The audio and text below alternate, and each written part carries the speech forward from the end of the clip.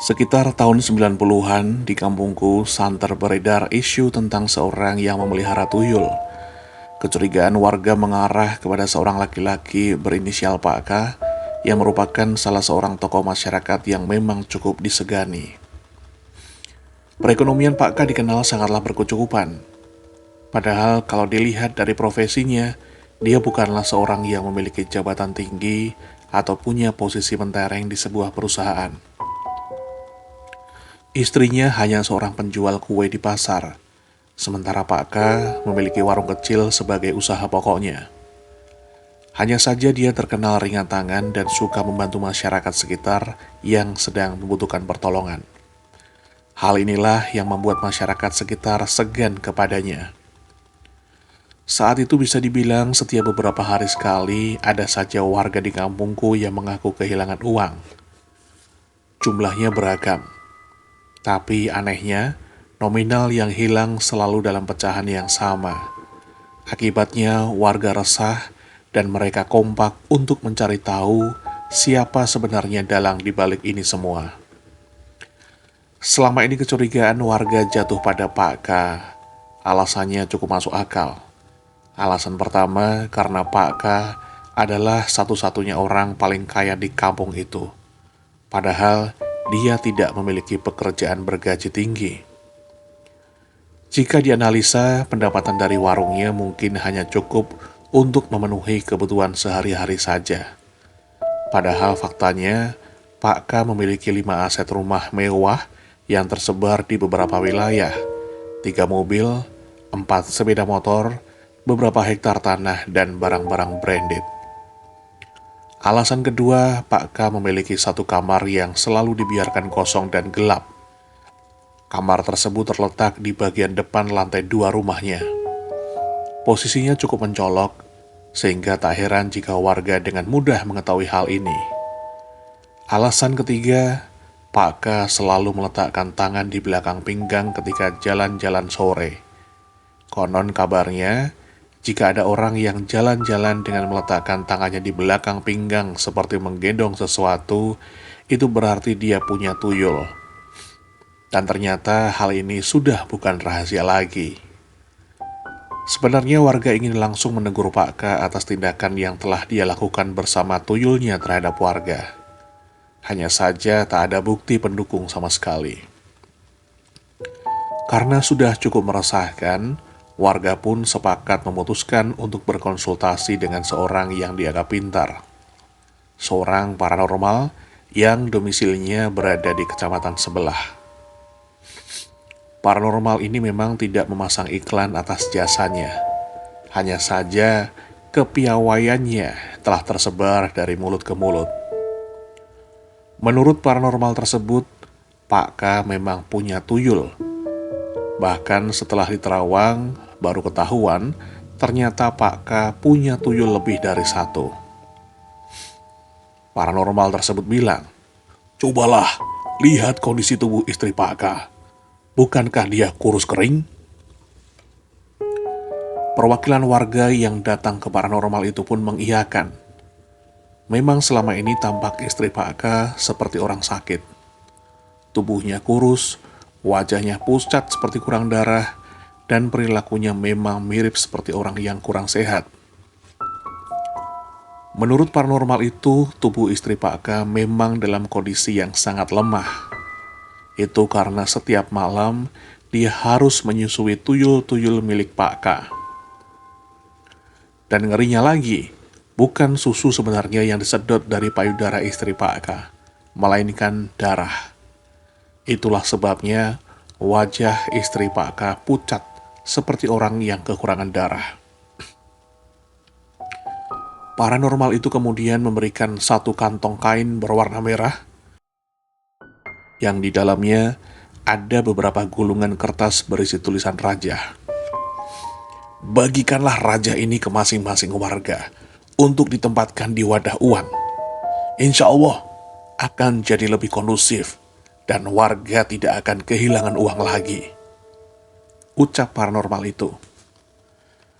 Memang benar, setelah warga menempatkan kertas rajah pemberian paranormal itu di dalam wadah penyimpanan uang, kasus kehilangan uang tidak lagi terjadi. Hingga akhirnya, peristiwa aneh ini justru terjadi padaku.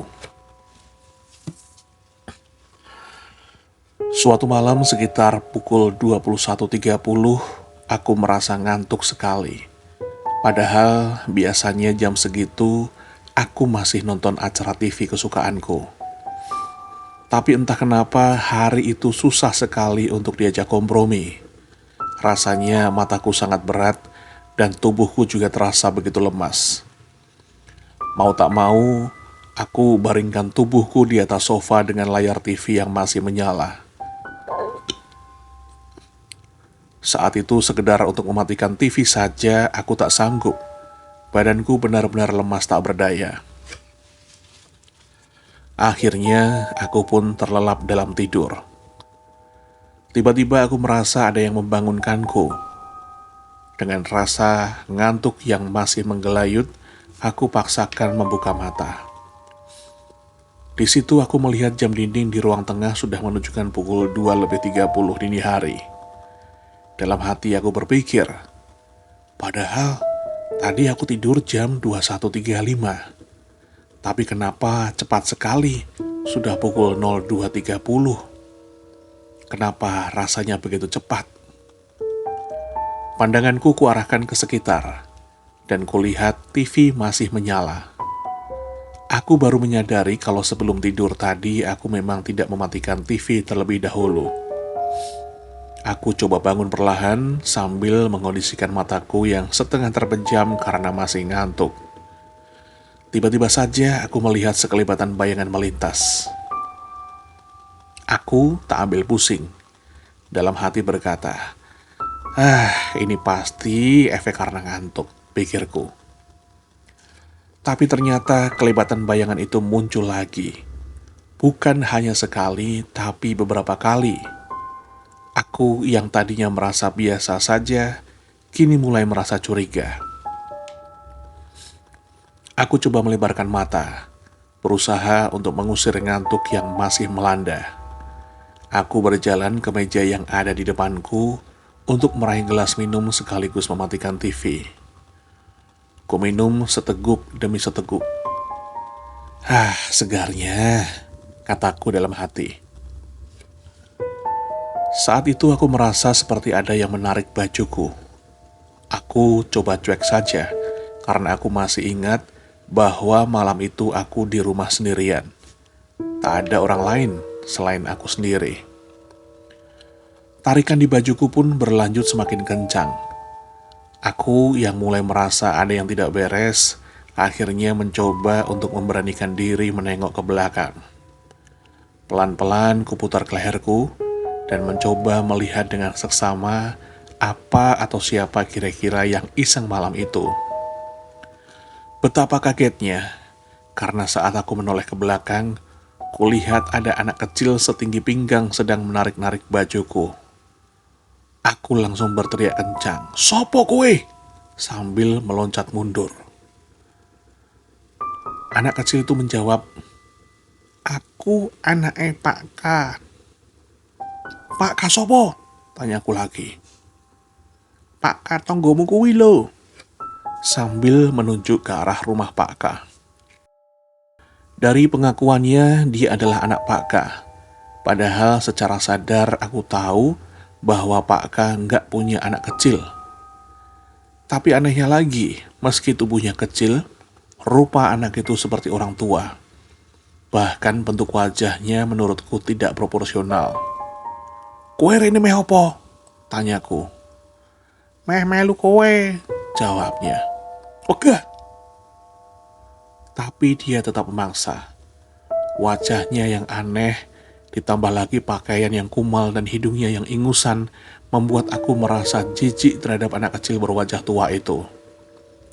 Dari pengakuannya dia sudah nggak diurus lagi sama Pak Aka, sehingga tujuannya malam itu menemuiku adalah karena ingin ikut aku. Bahkan dia juga sempat menjanjikan kekayaan padaku. Aku yang merasa jijik tetap menolak permintaan bocah itu, walaupun dia menjanjikan kekayaan. Ketika dia terus merajuk, emosiku pun meninggi. Aku ambil tongkat baseball yang memang selama ini aku simpan di selipan lemari di sebelah rak TV. Tanpa pikir panjang, brak, brak. Kupukul 2 kali kepala bocah itu. Yang terjadi kemudian adalah bocah itu jatuh, tersungkur, tergeletak di lantai dan tidak bangun lagi.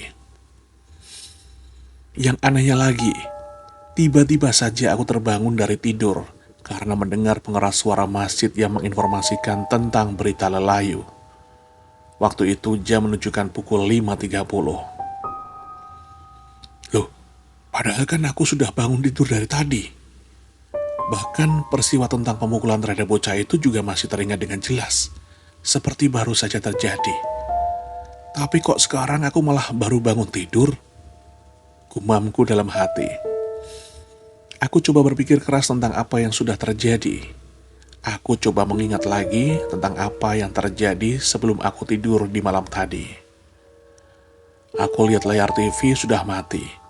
Di bawah lantai tergeletak tongkat baseball dan gelas di atas meja yang tadinya penuh kini hanya tinggal separuhnya. Sebenarnya yang terjadi padaku semalam itu apa ya? Mimpi atau bukan sih? Pikirku. Kalau mimpi kok bisa TV mati sendiri, air minum berkurang sendiri, dan tongkat baseball keluar dari tempat penyimpanannya sendiri? Lalu kalau memang bukan mimpi, terus siapa anak kecil berwajah tua yang mengaku sebagai anaknya Pak K tadi? Ucapku. Dalam keadaan masih bingung, ku coba mendengarkan lagi dengan seksama pengumuman berita duka yang disampaikan melalui pengeras suara masjid. Memang, selama ini kalau ada berita duka di kampungku, akan diumumkan melalui pengeras suara masjid beberapa kali. Dan ketika aku mendengar siapa yang meninggal dunia, aku pun sontak merasa kaget. Ternyata itu adalah Pak K. Menurut informasi, Pak K meninggal sekitar pukul 2.35. Pak K dikabarkan jatuh dari tempat tidur dan mengalami luka parah di bagian kepala. Aku coba menganalisa, bukankah di sekitar jam itu aku bertemu dengan anak kecil berwajah tua yang mengaku sebagai anak Pak K? Bukankah di sekitar jam segitu pula aku memukul kepala anak kecil berwajah tua yang mengaku sebagai anak Pak K? Apakah berarti anak kecil berwajah tua yang mengaku sebagai anak Pak K itu sebenarnya adalah piaraan dari Pak K yang selama ini dianggap sebagai tuyul? Pusing memang. Kejadian ini tak masuk akal. Tapi faktanya benar-benar terjadi. Sampai sekarang, misteri ini pun menurutku masih belum terpecahkan. Apakah bisa pemilik tuyul meninggal hanya karena tuyulnya dihabisi? Kejadian ini pun seperti mimpi, tapi nyatanya memang terjadi. Sempat kisah ini kuceritakan kepada temanku yang kemudian menanyakannya kepada paranormal di kecamatan tetangga. Paranormal itu berkata, secara tidak langsung memang akulah sebenarnya yang mengakhiri Pak K. Secara gaib, melalui perantaraan piaraannya. Hal ini memang susah masuk logika. Tapi yang namanya gaib memang tidak bisa selalu diukur secara logis.